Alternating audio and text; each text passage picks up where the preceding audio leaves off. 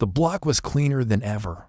People were taking care of their yards because they wanted to, not because of threats. Neighbors were helping neighbors again. No one cared about Leonard's little tantrums. About a month later, a family down the street threw a block-wide barbecue. I brought the F-100, parked it under a big oak tree, and popped the hood. People gathered around to admire the work. One guy, a retired mechanic, looked over the engine and whistled. "Man," he said, "they don't make him like that anymore." I nodded. "No, they sure don't." After we ate, one of the ladies came up to me with tears in her eyes. "Tyler," she said, "I just want to thank you. We felt so trapped before. My son was terrified to ride his bike because Leonard threatened to fine us for leaving it out on the porch." I squeezed her hand gently. "No one's going to scare you anymore," I told her. That night, I stood in my driveway, watching the families laugh and play. A warm breeze blew through the maples, carrying the smell of charcoal and summer grass. That's what a neighborhood should feel like. But the battle wasn't quite over. Leonard filed a small claims suit against me personally, claiming I'd interfered with his lifestyle. It was pathetic. We went to court, and Dana handled it in less than 15 minutes. The judge basically laughed Leonard out of the building. When we walked out of that courthouse, I felt a weight lift off my shoulders. It was truly done. A few weeks later, Dana pulled me aside and said, "You know, Tyler, there's a demand for people who know how to break up toxic HOA letters." I raised an eyebrow. She grinned. "You ever think about consulting?" I laughed so hard I nearly dropped my coffee. Still, the idea stewed in my head. Why shouldn't I help others do what I'd done? By winter, I had launched a tiny side business, neighborhood liberation consulting.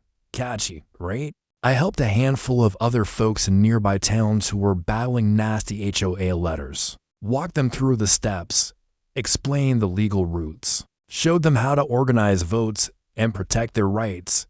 It felt good. Dad would have been proud. I think I kept my little block peaceful. We set up a holiday decorating contest. Voluntary, of course, with kids as the judges. Folks strung up lights, decorated their porches, and even Leonard's old house, now owned by a nice family, joined in. Nobody fined them for colored lights. Nobody complained about wreaths. It was perfect. One night, I took the F-100 for a drive through the neighborhood.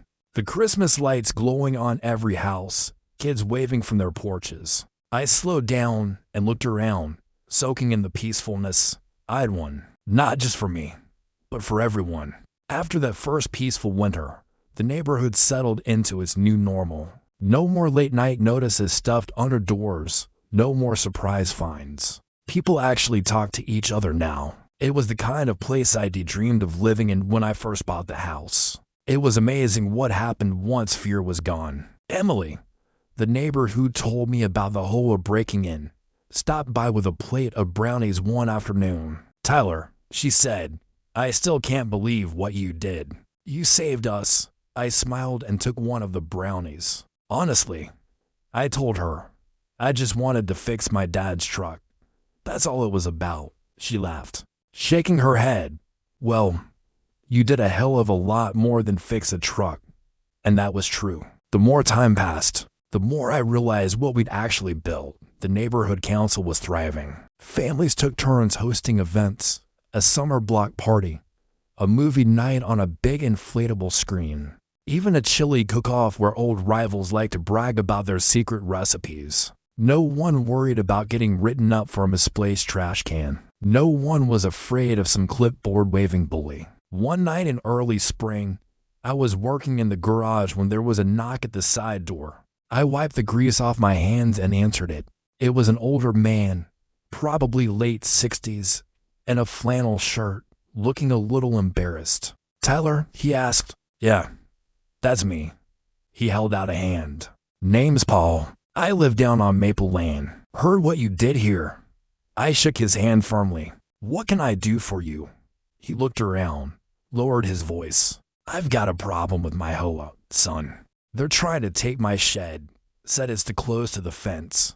But it's been there 25 years.